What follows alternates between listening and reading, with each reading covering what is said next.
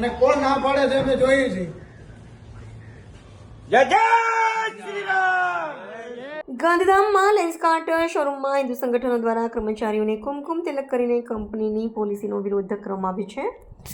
મળતી માહિતી અનુસાર અમે તમને જણાવી દઈએ કે લેન્સકાર્ટ કંપનીની એક પોલિસી પ્રમાણે લેન્સકાર્ટના શોરૂમની અંદર કામ કરતા કોઈ પણ કર્મચારી હાથમાં દોરા ધાગા અથવા તો માથા ઉપર તિલક કરીને આવી શકશે નહીં.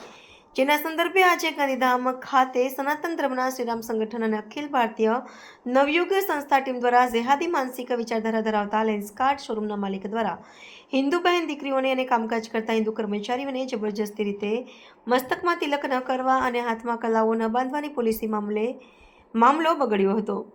જ્યારે મુસ્લિમ કર્મચારીઓ માટે કોઈ પોલિસીનો અમલ કરવામાં આવતો નથી. મુસ્લિમ દીકરીઓ બુરખા પણ પહેરી શકે છે.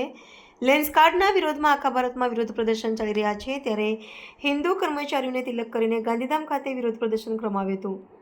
હિન્દુ ગ્રાહકોએ આવા વિકૃત માનસિકતા ધરાવતા શોરૂમના માલિકના શોરૂમમાંથી ખરીદી ન કરવા અપીલ કરવામાં આવી હતી. આવી જેહાદી માનસિકતા ધરાવનાર માલિક વિરુદ્ધ કાયદેસરની કાર્યવાહી થાય એવી માંગ કરવામાં આવી હતી. રાજભા ગઢવી અધ્યક્ષ સનાતન શ્રીરામ સંગઠન, કિરણભાઈ પ્રજાપતિ પ્રમુખ શ્રી અખિલ ભારતીય નવયુગ સંસ્થા કરણસિંહ ઝાલા, સંજયભાઈ દેવી પૂજક, જશવંતભાઈ રાવલ, દિલીપભાઈ ચૌધરી, રોહિતભાઈ યાદવ, વિક્રમભાઈ શરિયાલા, ગણેશભાઈ ચૌધરી તેમજ વિવિધ કાર્યકર્તાઓ હાજર રહ્યા હતા. નમસ્તે મિત્રો, હું છું ચાંદની પરમાર. આપની મનપસંદ ચેનલ એટલે કે દીવ મિરર ન્યૂઝ ચેનલને લાઈક કરો, શેર કરો અને ફોલો કરો. અને હા, તેમાં દરરોજ તાજા સમાચાર જોવાનું ભૂલશો નહીં. નમસ્કાર દર્શક મિત્રો, હું છું પાયલ બામભણિયા.